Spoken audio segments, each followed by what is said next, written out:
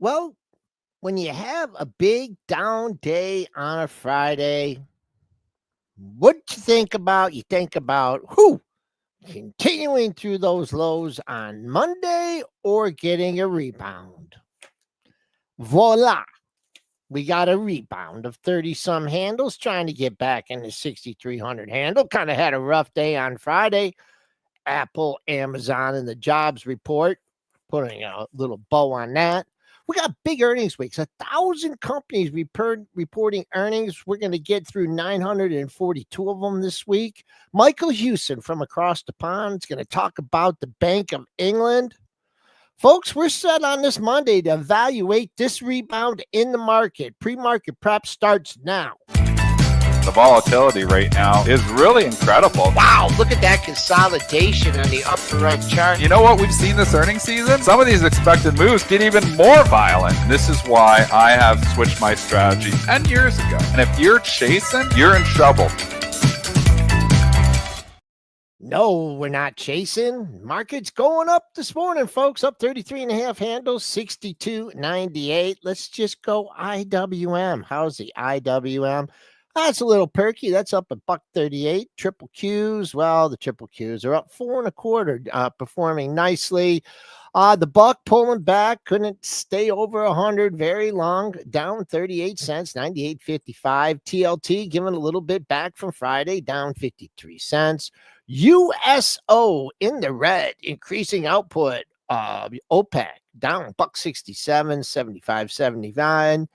GLD slightly in the red, SLV slightly in the green. Bitcoin, that got hit on Friday. That's rebounding too, up over $1,300. It's a Monday. Everybody likes Mondays, right? Tired. Sometimes Tired? we like No, Mondays. you're not. That's a holiday in Canada. I'm supposed to have the day off today. Dennis.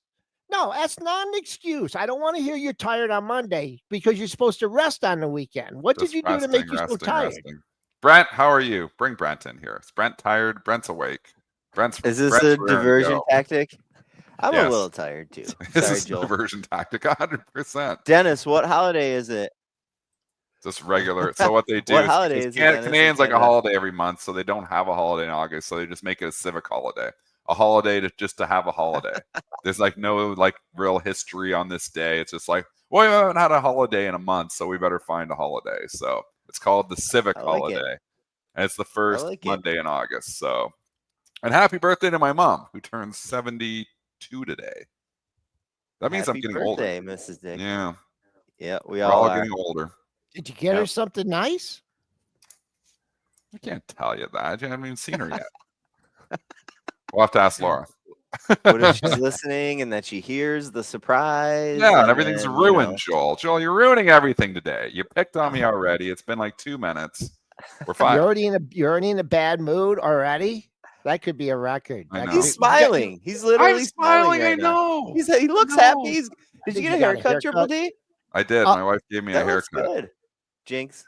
She tried she tried just randomness on this one. I was like, she was using a razor through the whole thing. I was like, this is new. She's like, well, we're going to experiment. I'm like, okay. It looks good, Triple D. All right, I'll tell my wife. A little bit of sports and no one cares. A 12-year-old Chinese girl won a medal at the World Swimming Championships. 12 crazy. Years old.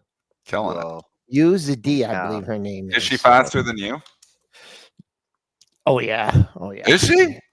I mean, I don't know. Maybe the 25 free, I might be able to. No, she is. When they're up at that level, it's tough to beat. Interesting though. 12 years old. That's youngest since Michael Phelps won a world championship when he was 15. But Dennis, did the market have you headed for the hills on Friday? It was just ugly. It doesn't get any uglier than that. No. I don't. Straight down. And, really the earnings reversals from last week were not good because even going back to Thursday's trade, they kind of sold off the Microsoft. The Meta reluctantly held up and then gave back a lot on Friday. And the Amazon, they were just having none of it, which obviously hurts my long-term portfolio because I have Amazon in there. Apple held up well, but Apple plays defense. But then it started falling in the afternoon and then couldn't stop falling either. So it was selling across the board. Now, what does that mean? Well, probably means today's bounce is more of a dead cat bounce than anything. Predictably, and this is what the market does, is it looks for buy the dip opportunities. Everybody who came in looking Friday night, Saturday, they're like, look at all these stocks. They've all dipped. My AMD's fallen, and Amazon's fallen, and all these stocks are falling. We better get out there and just go buy them. So they come in Sunday night, they start buying, and they can't stop buying. I think this is more of a retail bounce, and I don't know if it's going to have legs here or not. It was pretty ugly. Some technical damage was done. So I think I'm more of the sell the rip camp this morning as opposed to chasing this rally. It smells of dead cat bounce. I mean, it was a sneaky. I mean, I don't want to call it sneaky, but you backed off Thursday after making that new all-time high. So it was a little warning on Thursday, and then and then the tariffs, and then the Apple, and then the Amazon. I just want to say, Apple's inflicted some really bad technical damage here. It's actually, my net change is off here a little bit. It's trading too, so it is trading up a little bit. But that entire trading range for July, that 207 area, that was breached by a wide margin, and I've been talking about that for a long time. It's still $3 away till Apple, has the 50-day right in here. And I know Amazon broke down too, and I know Microsoft, broke down. But you had a stock in a long consolidation. Like, we were looking at the report. It was like, yeah, it's pretty good report. Yeah, well, it's not a great. But then we were worried about pull forward. We talked about that. Yeah. And I think the pull forward, I even challenged the measurement because Tim Cook's saying it was like 1/10 of the growth in the quarter was due to pull forward. And I'm like, I said it in the STM. I'm not sure if I said it on pre-market prep or not. I think I did too. How do they measure that? I mean, how do you measure pull forward? There's no way to measure that. What are you interviewing every single person that buys an iPhone? Are you buying this phone just because you're worried the prices may go up next quarter? No, there's no way to measure that. Zero way to measure that. So that was just a thrown out number. The pull forward, I think the pull forward is probably a lot more than that. A lot more than 1/10 of the growth. So they're basically saying that everybody who bought an iPhone, there was like basically 1% of people were worried, and maybe pulled forward a little bit. That's where they're really at. Even less than that, because 1/10 of the growth, and the growth was, 4%. So they're saying 0.4% of people, were worried about tariffs and maybe bought their phone a little bit sooner than they would otherwise. This is BS. I think you just threw that number. I didn't know. I think they were prepared for it, and they kind of just BS'd an answer on that. I would think the pull forward would be a lot more than that. They've been talking about this is, definitely going to be impacted by tariffs. Definitely going to be some, costs, involved in here, obviously, because the parts, if they're coming in, they're getting tariffed, it's going to go up. It's going to squeeze margins. And maybe, just maybe, some of those costs are going to pass forward by raising the price of the iPhone. So, lots of things to think about. But the bottom line here is they said nothing about new AI strategies. They said, we're working on a lot of stuff behind the scenes, but we can't talk about any of it right now. Well, you've been saying that forever, so we don't know. We don't know if we can believe you. Maybe you're working on nothing. Maybe you have nothing. You're talking about outsourcing, and I'm getting on a rant, but you're talking about going outsourcing, to improve Siri. You're losing lots of your executives to Meta. I mean, what's happening to Apple? I mean, it's a mess. The growth story is completely gone and non-existent. And, the only growth they had was probably due to pull forward. And I think it's just an iPhone company. It's a staple until they prove otherwise, and they did not prove otherwise. It's an expensive staple right now, Apple. All right. So the buy the dippers are coming in. Some stocks have earnings, others don't. But let's talk about some of these darlings that are trading here in the pre-market. Let's start with your favorite stock of all time, AMD, trading on the rebound here. It's not really. So for some reason, I'm getting a net change from Friday's close, but it's actually trading up $4 here, just about $4. AMD on the rebound. Well, predictably, they come into the darlings and they bounce them. And I'm not selling any of my AMD because I think the long-term story here is still intact. But short-term, we've come way too far, way too fast. The stock has more than doubled in the last 3 months. What do you want? I mean, if you're in this for a trade, it's probably time to ring the register. I know David Prince, well followed on, and obviously, guests we've had on, pre-market prep a lot of times in the past, sold his AMD too. I mean, it's just come so far.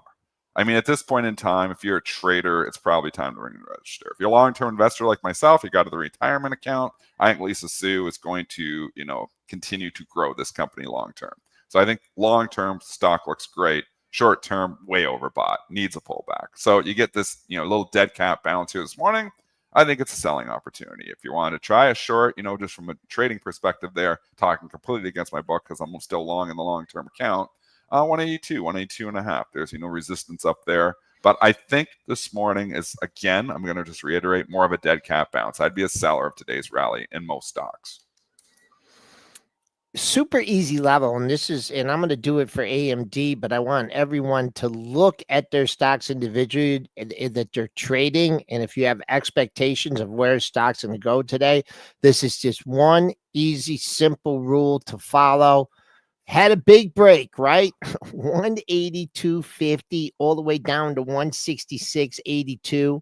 Halfway back takes you to this 175 area, just like that. Thursday's close, 176.31.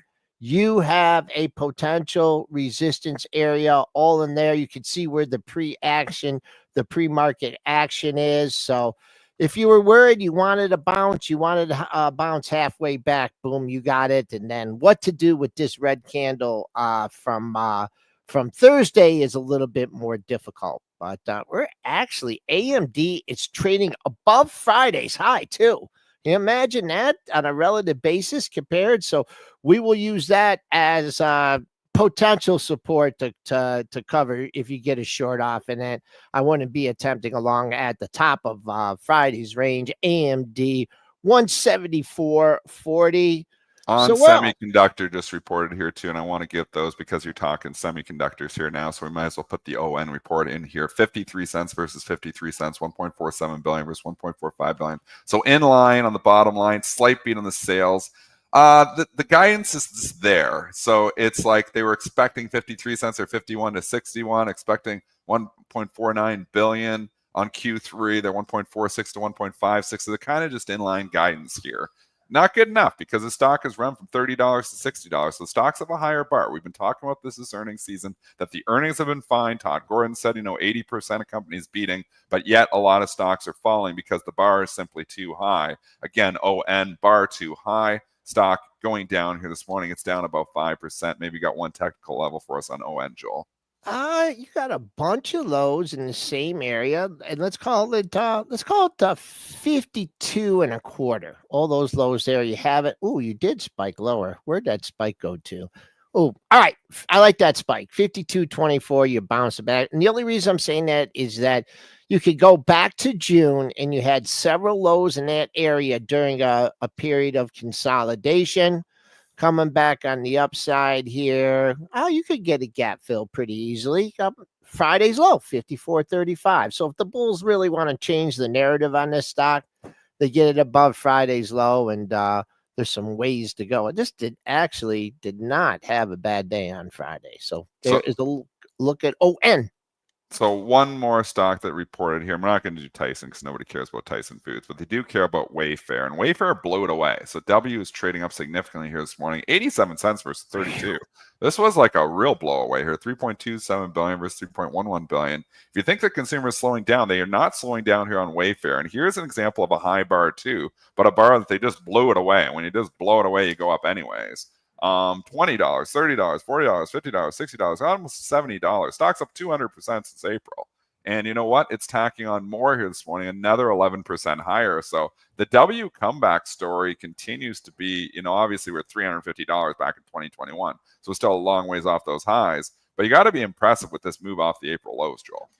Yeah, pre-market high takes it to 74.81. And then if you've been waiting for a level in this stock since May, I was looking at 24. Yeah, May of 24, 76.18. Two levels to keep an eye on here in Wayfair, but maybe people are buying cheaper stuff, right, Dennis?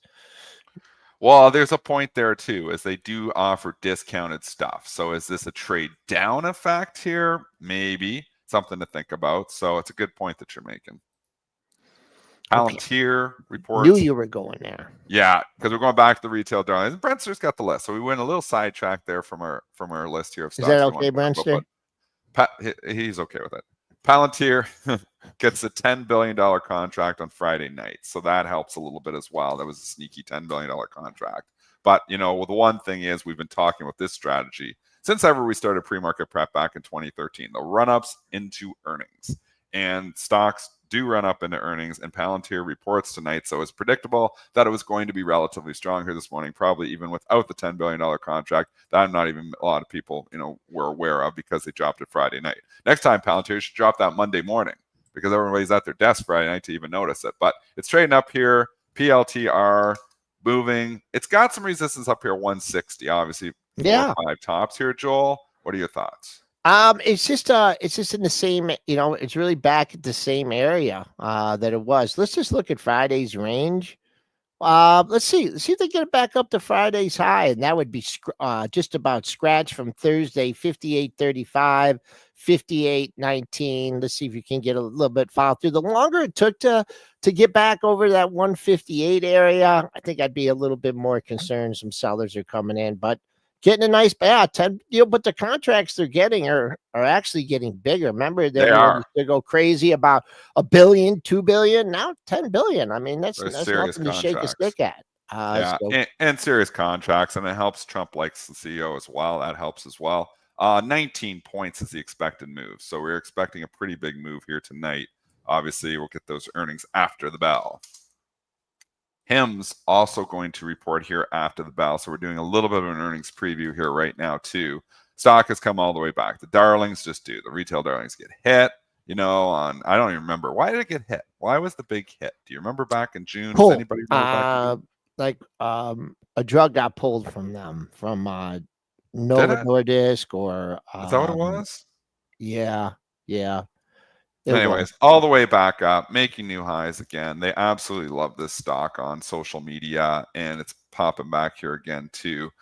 Give you the expected move on HIMS, which is, we just have the calls and puts if you don't know how to do that, about $10.70. So it's a big move here for HIMS, over $10 expected move. That's a big move. Yeah, it did. It came all the way back, trading up here in the pre-market. I mean, some of these stocks are doing a lot better than the overall market. You might get a look at 66.20 here. Why not? And boy, I've noticed this on more than a couple stocks. It's like even though you had a lower, much lower open in that stock, it did come up and kiss the close. I mean, you would have had to been out there at 66.18, but Thursday's close, which is a recent close of high close of the rebound, snuggles nicely with that high from Friday, 66.20. Still a couple bucks away to get there for HIMS. Holy, there's so many earnings this week, and like we were talking, Brentster, there's almost 1,000 companies that are going to report this week, almost 1,000. So Monday's a pretty light day. We kind of went through. We also get Axon Enterprises tonight. We get MELI. Oil stock, FANG's going to report here too. But we really get into more of the heart of it on Tuesday. We already talked AMD, but they're going to report Tuesday night. Let's talk SMCI, because SMCI has had a hell of a run here too. They obviously had the accounting concerns last year. Those seems to be gone. We never did hear from BDO, but we just assume it's all okay at SMCI. And the stock has just quietly doubled since the April lows as well. SMCI trading up this morning, predictably ahead of the earnings, up to 58.15. Did have an ugly reversal day on Friday, so that makes me think again dead cat bouncy here today, but we know earnings will trump all here when they report Tuesday night. Oh, same thing. We'll go off the double top at 62. Let's call it 62.30. Got about 7.3.5. Get back to this 58.5 area.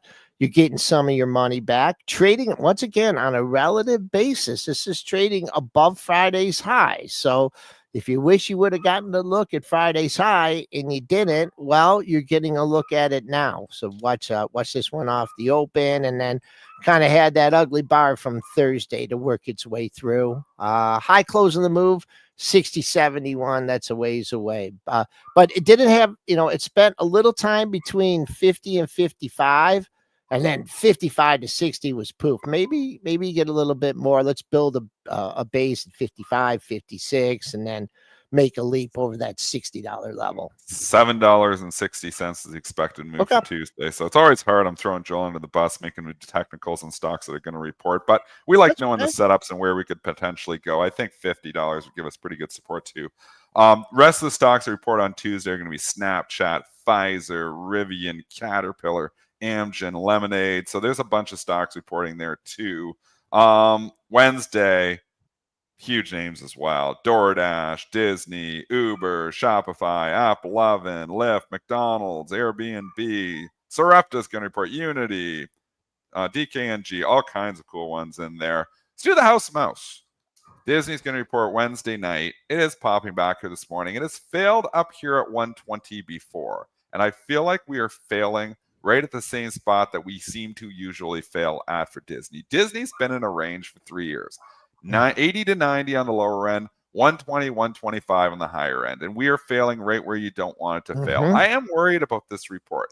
I don't know if you're going to see, yet the traveler not traveling, here, but I do think eventually international travel is dropping here a little bit with the geopolitical stuff that's happening here. And I feel like Disney's kind of going to be in the heart of the storm for that. So not totally a fan of this going forward. I'm not sure it's going to show up in just the previous quarter's results. But I think going forward, I wouldn't be surprised if they're a little bit cautious on their outlook. And that's why I think I'm staying away from Disney ahead of this report. But Joel, give me some technical levels. I just love the monthlies on this one. And I'm going to just say, until proven otherwise, you've hit major resistance at this 125 area. Going back in 24, you had that area. We're working on a small, candle because we only had one trading day, right, for the month. So last month's low was down to 112.84. I'm not going to try and get too picky with the daily levels on this one because I don't see an area where there's at least 2 or 3 lows. So Disney trading up, but got a hurdle to clear ahead of the report. Now, I mean, its closest peer, they're kind of Disney's Disney, but I don't know. I still think of Netflix, and I don't know. That just has not. I just don't even see them as peers anymore at all now because the Disney Plus, is just such a small piece. They almost give zero value to the Disney Plus here now, which, it probably isn't fair. It's worth something for sure, and they're trying to figure it out. But it's been a tough go. Like, we kept thinking that Disney could challenge Netflix, and we realized that they can't. Netflix is just clear and by far the number one here. And the biggest issue that Disney has had for a long time is just, the content they get on there is good, but it's just not enough of it. There's just not enough new content. It's why, I had unsubscribed for a long time. I actually did resubscribe because they have tiered plans now, and that might help. They kind of came out with different tiers of plans and different, ways to do it because I think they realized, subscriptions are trying to find ways to get it higher. But, Netflix done the same thing. Get commercials, get cheaper plans. You can figure it out there. But I don't know. I just not a fan really of the stock for the same reasons I talked about. They're going after the NFL network and some of the NFL properties, which they're paying up for. So haven't seen them do an acquisition. I don't know how much you watch that, but they are doing that. So Disney. So who else? Who else do you group Disney? Is Disney just its kind of on its own? Well, with travel. I'm grouping with travel, and we did see, Royal Caribbean report. Was it Royal Caribbean reported last week, and they had decent earnings, and they hit it, and then or who else was it? Carnival, and then NCLH report, and they were good, but then they hit it again. So NCLH popped initially, and then gave it back. The response to the decent earnings report, like, let's just call it out here. If you're coming in rah rah bull bull rah rah go, there's a lot of signs here to say that you're late to this party here. Not saying it's over, not saying, oh my gosh, sell all your stocks, we're going back down to the lows, April lows. Not what we're saying at all. Saying if you're coming here and chasing at this point in time, the stocks have gone too far, too fast. Ryan Dietrich, obviously Statman Do, who we have on the show all the time, warned that August could be a tougher month. He was saying it's been down, I forget how many Augusts in a row, but so it sets up that way too. And we're just overbought. We're just so massively overbought. NCLH comes out with fantastic earnings. The stock pops 10%, and it lasts one day and gives it back. We have very much seen that they are in sell the rip mode on the decent earnings reports. And I think the market at this point in time is guilty until proven innocent I mean, look at Microsoft. Everybody's talking so much about that. Gets up to how far to get, like 565 or something after hours. Never sniffed those highs.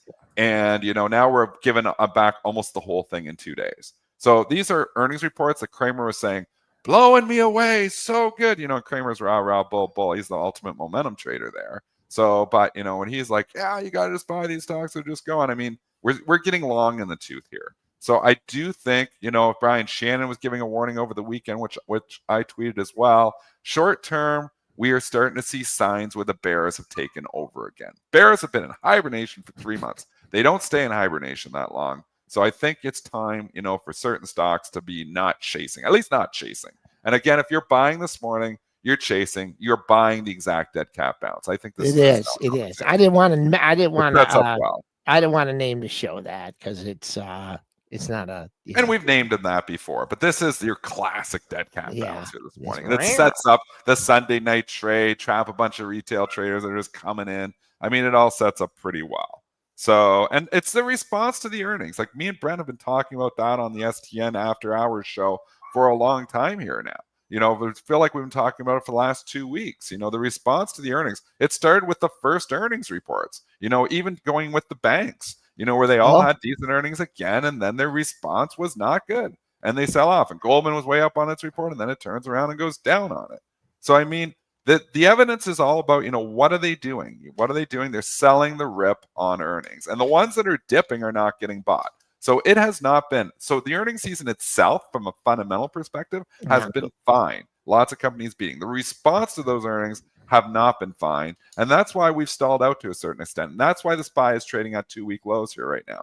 It's not that, the earnings and the economy is falling apart. It's just that the bar was simply too high and we've gone too far too fast. And what about the stocks that have been in the gutter and disappoint? Those continue to go down. The stocks that are in the gutter are just hated and hated and hated. And no stock is more hated than UNH. And yeah, we both go to the same stock. The stock is absolutely in shambles here. Continues to go down. It gets a little bit of a bounce overnight because people come and buy the dip and then just goes down the next day again. And I mean, this is a sector where valuation does not matter when the story is ice cold. So valuation does not matter. So I always say, valuation doesn't matter when the story is hot. Valuation doesn't matter when the story is ice cold either. They just sell you anyway. So, your cheap stock, low PE, they don't care. There's no story here. It's ice cold. Trump's trying to bring drug prices down. All the drug stocks are a mess here again this morning. But, I mean, we've started over with CNC, which you just brought up. The stock gets a lift, on its earnings. It bounces 10, 15%, gives it back. This is overhead supply. Everybody's just buried in these things. You can go through the whole healthcare sector. CNC, MOH, UNH. You had Humana had a bounce there, but that starts to leak there too on its earnings. And it had a bounces because it had a low bar. So CI, same thing. Reports earnings, holds up a little bit, and bang, they just hammer it down again. It's been ugly. This sector has just been an absolute disaster. Yeah, made a new low of the move yesterday. I think did UNH get a downgrade today? Did I see that, or a price target? I go luck. Yeah, I doesn't matter even at this point. I don't know. Wells Fargo. No, well, we had UNH reiterated buy at UBS, and Wells Fargo lowered its price target to 267. So analysts just, whoever's covering this is just all wrong. Anybody's got to buy on this thing. I mean, we're trading at, like, go out to the monthlies here, Joel. We're trading at the COVID lows we're getting close to here now. So, I mean, when COVID happened and they didn't want, the end of the world was happening, we're all going to die of the disease, and, there was going to never be a stocks anymore. We're getting back to those levels here. So, I mean, it's ugly, ugly, ugly. We've given back 5 years of gains here in the last 3 months. This is an awful story. Long term, is it okay? Yeah, maybe, but what's turning the story around anytime soon? Why do I have to be today? Why does it got to be? This is going to be the point where UNH is going to turn it around today. It's making new 52-week lows. When they're making new 52-week lows, you got to go. I mean, this stuff. I mean, the thing too is that the way this thing has been pounded, even they go up. Oh, everything's okay with the DOJ. Boom, it's going to go up, but it's not going to go up. I mean, just too much overhead supply. I mean, I don't want to say the old-time high is in forever and over $600, but boy, oh boy, you're just, I mean, so far away from thinking about it. Then also you get people that keep trying to buy the dip here. Oh, if this ever gets trying. Yeah, people keep trying. Brett's I got to step off for 1 second. Brett's going to cover you, and then we're going to go to our guest, okay? Yeah, Michael Hewson waiting in the background, so I'm going to get Michael on here. We see you, Michael. We're going to get you on in about 2 minutes here. Cool. Yeah, so we're just flying through the charts here, Brentster, flying through. I mean, you're sitting in the background listening to, sum up, the last 30 minutes here. Just my summary of myself is just, I don't know, man. Like the response to the earnings haven't been great, which we've been talking about here. You get stocks like the value stocks that just seemingly go down every day.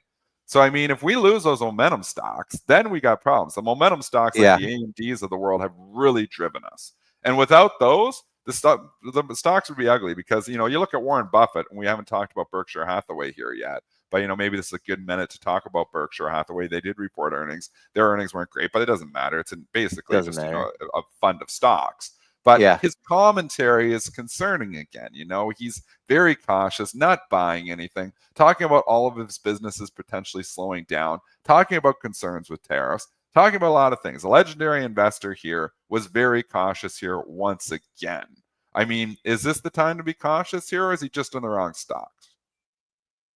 I think, I mean, Buffett knows best, man. He's the oracle for a reason. I think you gotta at least consider what he's saying for sure and see how it fits your strategy. I think that by the end of this week, a little perspective, something to keep in mind, just kind of shifting back here to what you're asking a second ago, Dennis. By the end of this week, we're gonna have like a very large majority of S&P 500 companies already reported for this Q2 earnings season. Like the number is going to be over 85% or so. Oh, wow. And the responses have not been favorable. The standout responses have been rare. Like, we had a couple, like we had a good Meta, we had a good, a couple other good darlings that did fine, but for the most part, the earnings responses have been really poor. Yeah, like responses like fantastic earnings and the initial pops happen, and then like 2 days later, they're giving it all back. You don't see that when the bulls are in control. You see that when the bears have taken control, and that's what I think has happened here too. Maybe we should grab Michael Hewson. He's been listening in the background and bring him into this conversation because I want to get his thoughts, on what's happening across the pond.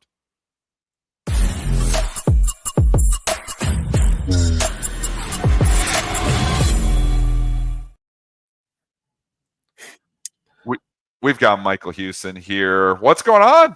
What's happening? Good morning. It's been a while. Yeah, no, it has, and we love having you because we love getting the international perspective from you here. I mean, you've been listening to us for a few minutes, and we're not trying to be Debbie Downers here. Whenever I get a little bit bearish on this show, people are like, "Oh, Dennis, just being bearish," and like we want our stocks to go higher, and and of course. So, thoughts here, just on what the overall economy is looking like here. Obviously, the international picture. Thoughts, what are your thoughts here when you're talking, internationally? Well, last time I spoke to you was in mid-May. So the FTSE 100 was around about 8,700. The S&P was down at 5,800, and yet here we are 3 months later, and we're back at record highs pretty much across the board. So we're heading into August, which generally tends to be a little bit of a negative month for equities. It does feel a little bit stretched, certainly in terms of valuations. I completely agree with what you're saying about Disney. I honestly think that we're near the top on that. I'm certainly not confident about the numbers this week. And certainly you really hit the nail on the head with Microsoft. I would have expected, given how good those numbers were and Meta being the same, for us to hang on to at least a portion of those gains, and we haven't, which suggests to me that ultimately the market is a little bit long, and that ultimately we could well see a little bit of profit taking heading into September. There's still an awful lot of uncertainty about what the Fed's going to do. I think they will cut. I think there's concerns, obviously, about Powell's replacement and how much political influence any potential successor might have on Fed policy going forward. I think that's slightly overstated. He's going to be gone in May anyway, and ultimately it's a group decision. So, Trump can rant and rave all he likes. ultimately, unless he can influence the whole committee, he's not going to get the rate cuts he wants, no matter what Bowman or Waller say. Which for me, I think, their comments or their dissent last week was essentially just a job application for Powell's replacement. So I think for me, nothing materially has changed. The economy is slowing, the jobs market is slowing, unemployment will probably edge a little bit higher, but there are concerns and I think definite concerns about inflation and the effect that tariffs might have, because ultimately they are a tax on the US consumer. And I think really at the moment, while the US consumer is picking up, we could see a weaker H2 than we have H1. And ultimately, I think that means it's going to be very difficult to predict going forward how much more gas we've got in the tank when it comes to further gains on stock markets. I do think we do need some consolidation, certainly in the US, and I think here in the UK and Europe as well. So you saw the brouhaha last week over the jobs number, right? And so lower interest rates, I mean, that's the panacea for this market, right? Everyone wants lower rates. And, how many times, and, you've been experiencing the markets for the long time. A lot of times, the central banks are, they're going in the same direction. That's not the case now. You're anticipating a rate cut by the Bank of England, maybe perhaps as early as this week. U.S. follows suit here. We got to hold a little bit more steady. Talk about the upcoming interest rate cut in England and potential impact on the U.S. I think we'll definitely get a rate cut this week. I don't think it will be a unanimous decision. I think there will be some dissents on the Monetary Policy Committee in the same way that there were at the previous meeting. It was a 6-3 split on the previous meeting. I think this one will probably be 7-2, something like that. I think some people will probably want a bigger rate cut of, say, 50 basis points, but I think 25 is very much baked in. We could even get 7 for a 25, 1 for a hold. Catherine Mann, I think, will probably vote for a hold, and maybe 1 for a 50 basis point cut from Swati Dhingra, again another external member of the MPC. The problem we've got here, I think, in terms of unemployment levels and jobs numbers, are identical to the ones you have in the US. There is no accurate benchmark when it comes to analysing how well or how poorly the labour market is performing. So the problems you've got with the Bureau for Labour Statistics is echoed here with the Office of National Statistics, and that makes policy making on the part of central banks that much more difficult. Trump can fire as many heads of the BLS as he likes. It doesn't solve the underlying issue of the data and the data revisions. And that is much more a long-term plan. I mean, the Office of National Statistics here in the UK, they say they're not going to fix their jobs numbers but until 2027. Well, that's about as much use as a chocolate teapot trying to set policy.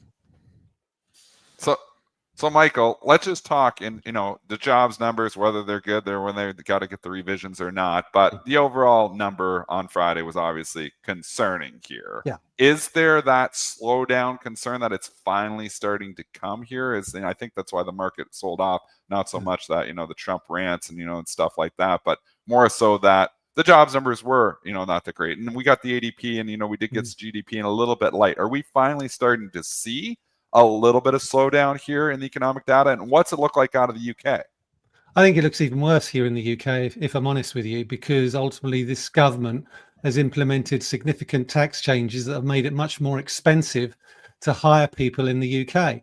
And what we're seeing in the PMI numbers is that in the employment components are sinking like a stone. At the moment, unemployment here in the UK is around about 4.7%.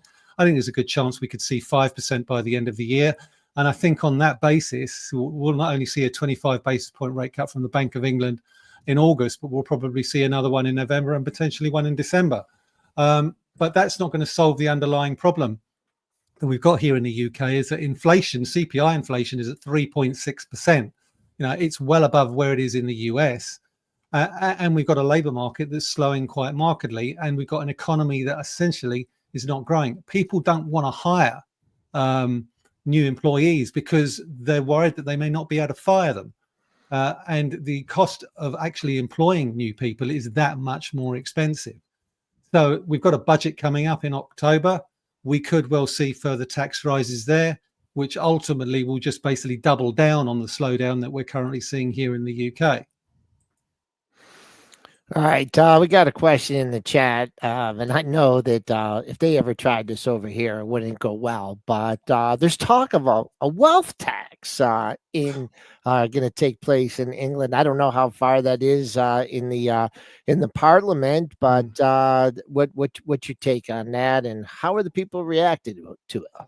I mean, this isn't new. I mean, this has been discussed for years, and we have a plethora of wealth taxes here already. Capital gains tax is a wealth tax.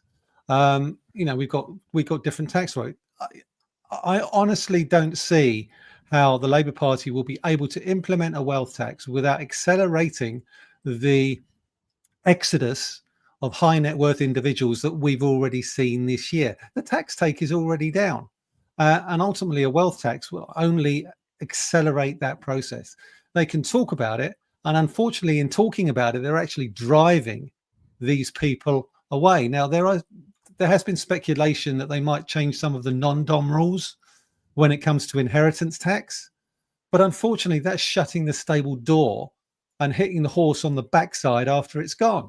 The damage has been done. So, yeah, they'll talk about a wealth tax, but I think the damage has already been done on that basis. And even if they implement it, it won't raise anywhere near what they think it will. What about it from all this tariff revenue taking us back to the U.S. and Trump's talking about cutting checks to everybody? Oh, these are tariff checks. Does this, is there a possibility that he actually does that? Gets that through here? Because originally, I think the tariffs he was going to say, oh, we're going to use it to pay off the debt. Now he's talking about using the tariff revenue to give back to everybody here, obviously, and get checks. And people like getting money. I mean, think about the stimulus checks before here. I mean, where do you think this tariff revenue eventually goes here? Or, is it just going to come in a lot less than where the projections are? I think you'll get a sugar rush of tax revenue initially, I think, on the back of these tariffs. But I think I'm more concerned about the long-term effect that it might have on consumer demand, because ultimately, who pays the costs of these tariffs? They're implemented on imports, so essentially US consumers will pay more for the stuff that they buy that comes in from abroad.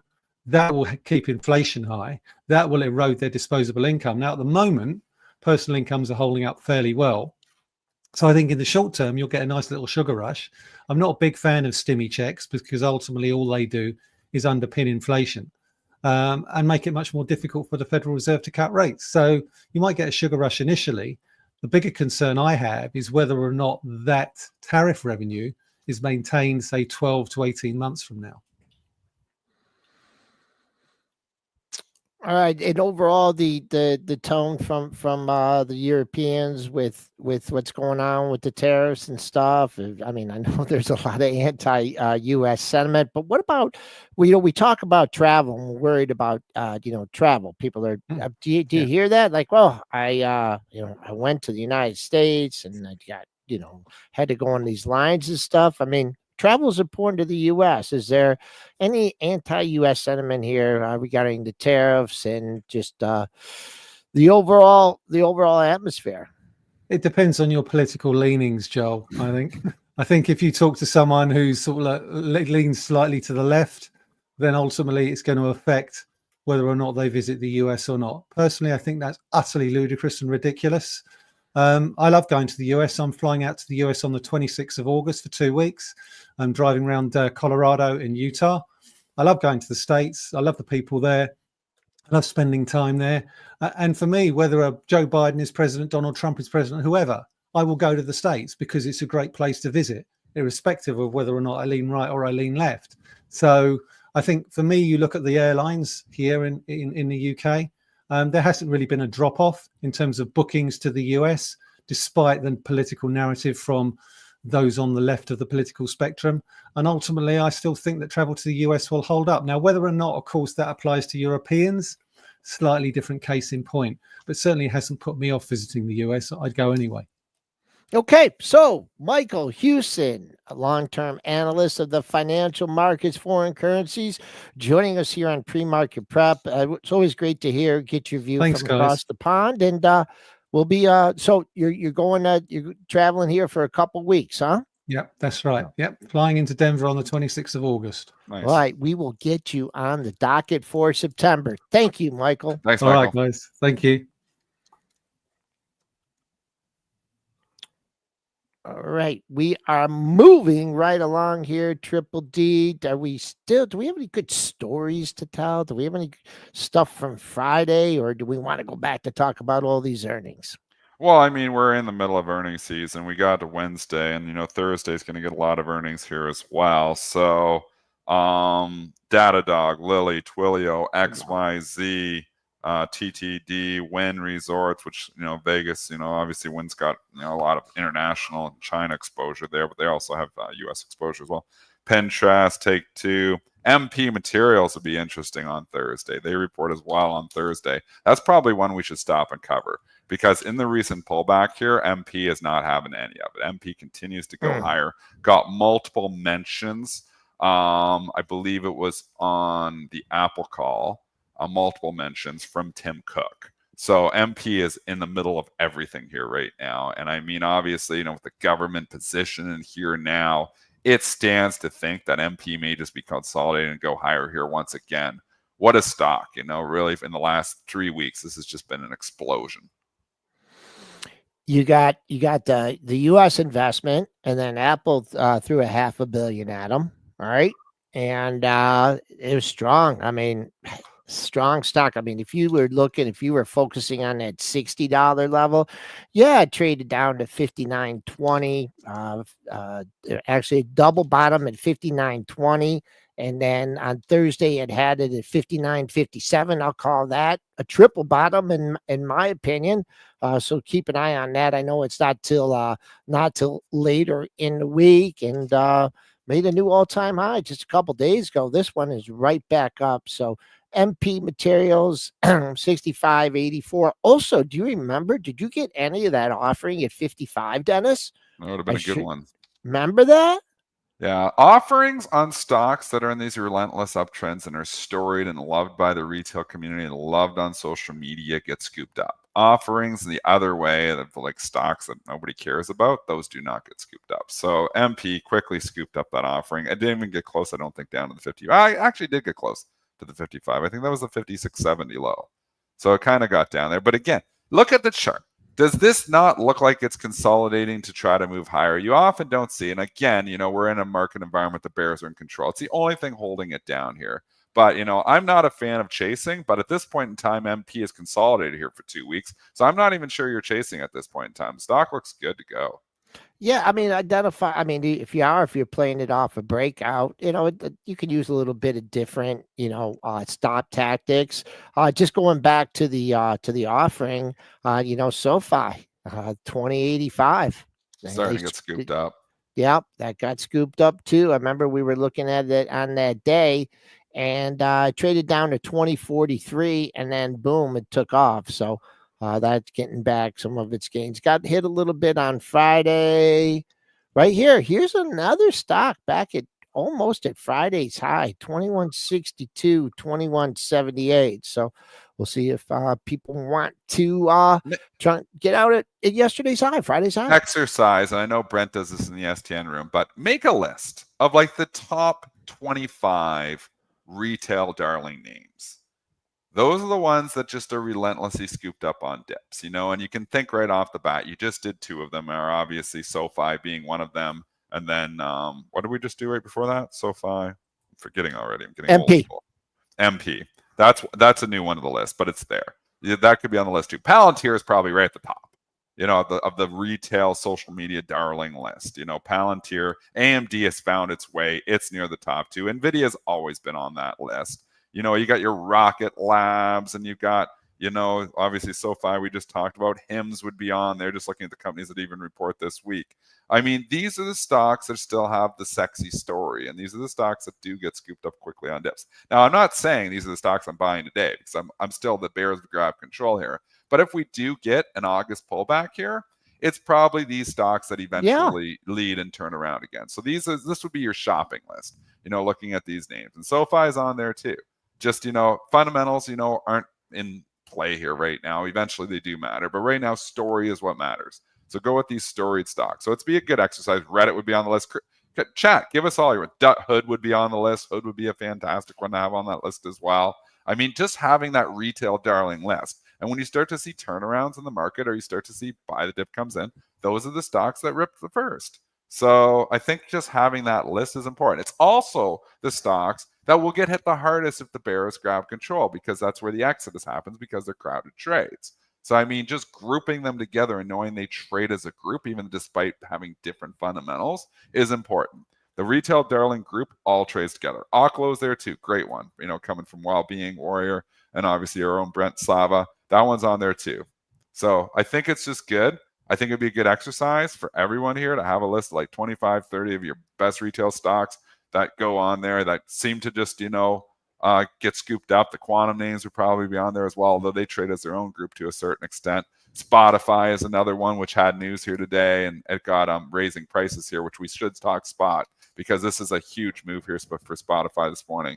It did catch an upgrade last night, was upgraded by Phillips Securities to neutral only, but they're raising prices in select markets here. So Spotify is going to raise subscription prices in select markets in September. They're buying the stock up 34 points here this morning. It's a big pop. SPOT on the rebound, up 34.30. Oh, man, gapping into a gap area. I mean, sneaky here. You're right at 660. What was your closest level I have? I'll give you 663.99, and that's the highest we've been since the gap down. So gets above that, it's open to 710. So tough call here, trading up $33. Looking at other stocks, just reporting. I'm just going through all the earnings this week. Twilio, TWLO, stock we haven't talked about for a long time here, but sold off here the last couple of days. Reports on Thursday. Give us technical thoughts, because this one's interesting. It's a stock that's also had a big run up. Twilio never got back to the highs from last year, so it is off the 2025, actually earlier this year. So it sold off significantly, but it's never come all the way back, but it's been trying to claw its way back. Is there a place here where Twilio could get back to the 2025 highs? Forget about the all-time highs. It was like $450 here on that bottom chart from 2021. That was all when retail got crazy there. Which, on certain stocks are probably doing the same thing right now. We're probably repeating ourselves to a certain extent. I don't know. This is kind of a tough one. I'd say, it's been pretty steady. It's had its consolidation periods, and then it's broken down, little consolidation rally broken down. That just seems what it likes to do. So here was just another consolidation period, broke down here, coming into the 50-day at 120.16, got to that area. How low did you get on Friday? Got to 120.16. I don't have a problem with that. Trying to potential long. I wouldn't wait till 110 to find out that I was wrong with it. Also, you're getting a pullback from the move from 113 135. So you're getting a little bit of a 50% retracement in Twilio, but just kind of blah, it's just nothing jumping out to me. Open is one that they're talking about in the chat this morning. Social media, we got obviously Eric Jackson's just out there talking and pumping this stock nonstop. It says it's the next GME, but the biggest difference is that this company's fundamentals, he's saying it's going up to $80 a share. I think $82 is price target. It's $2 here right now. It has pulled back significantly from the highs, but found support, $1.80 to $1.82 the last couple of days here, and now starting to show some life.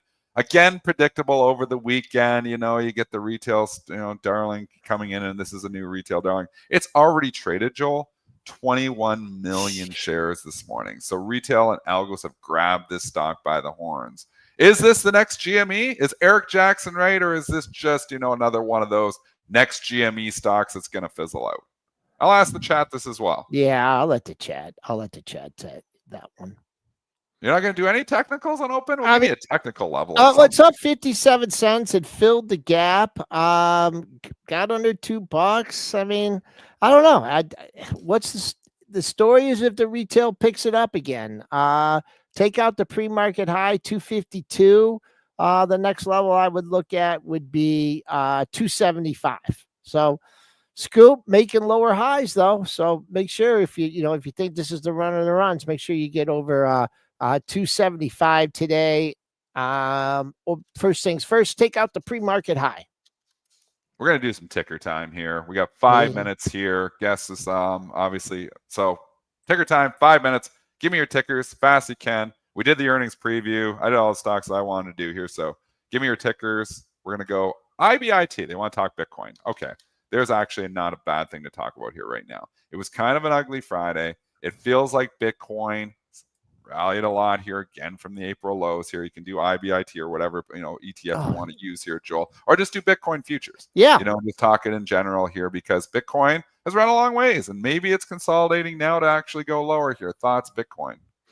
Long consolidation, and it did it, and it looks like it broke out to the downside of the consolidation. So, I mean, I guess I'll just go for the two most recent lows. It's called 117,000, which is nothing, but I'd say until you could get back in the Bitcoin futures back over 117K, the path to least resistance is lower.